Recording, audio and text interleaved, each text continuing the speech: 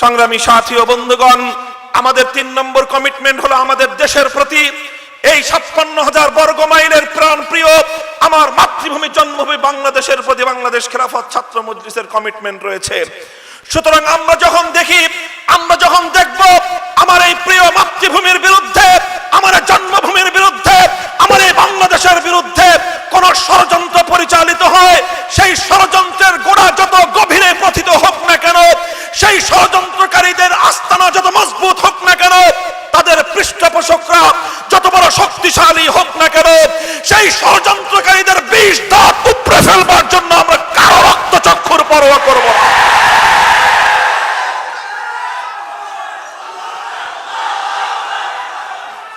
সুতরাং আজ আমরা স্পষ্ট ভাষায় বলতে চাই,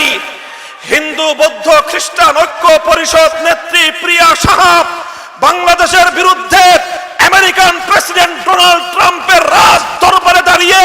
মাতৃভূমির বিরুদ্ধে যে নালিশ উত্থাপন করেছে, আমার দেশকে কলঙ্কিত করেছে, আমার দেশের সাম্প্রদায়িক সম্প্রীতির নজিরকে কলঙ্কিত করেছে,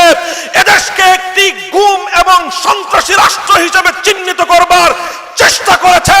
এদেশের ১৫ কোটি মুসলমানদের সাম্প্রদায়িক সম্প্রীতির অনন্য নজিরকে সে দুপায়ে তোলবার চেষ্টা করেছে। আমরা ঘোষণা করতে চাই, এই পবিত্র বাংলার ৫৫,০০০ বর্গ মাইল ভূমিতে প্রিয়া সাহাকে অবাঞ্ছিত ঘোষণা করা হলো।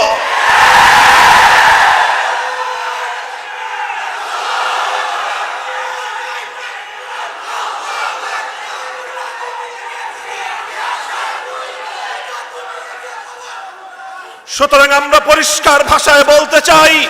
এদেশের মানুষ সম্প্রীতিতে বিশ্বাস করে। হিন্দু বৌদ্ধ খ্রিস্টান মুসলমান হাজার বছরের ঐতিহ্য মাটিতে প্রতিষ্ঠিত হয়েছে। আমরা রাতের ঘুম মার দিয়ে আমরা সংখ্যালঘুদের তাদের বাড়িঘর তাদের উপাসনালয় পাহারা দেওয়ার অভ্যস্ততায় আমরা অভ্যস্ত। আমরা হিন্দুদের মন্দির পাহারা দেই, আমরা খ্রিস্টানদের গির্জার নিরাপত্তা দেই, আমরা বৌদ্ধদের পেগোডার নিরাপত্তা দেই, কিন্তু আমাদের মুসলমানদের বিরুদ্ধে, আমার দেশের বিরুদ্ধে, আমার জাতির বিরুদ্ধে বিদেশি শক্তির হস্তক্ষেপ কামনা করবে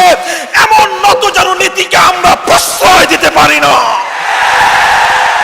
স্পষ্ট ভাষায় ছাত্র জনতার পক্ষ থেকে বলে দিতে চাই, বাংলাদেশ সরকার যদি এর বিরুদ্ধে যথাযথ পদক্ষেপ নিতে ব্যর্থ হয়, যদি রাষ্ট্রের গৌরব রক্ষায় সরকার যদি নতজানু নীতির বহিঃপ্রকাশ ঘটিয়ে যায়, একজন প্রিয়া সাহাকে তার পেছনের ক্ষমতাসীনদের ভয়ে সরকার যদি তাকে আইনের কাঠ গড়ায়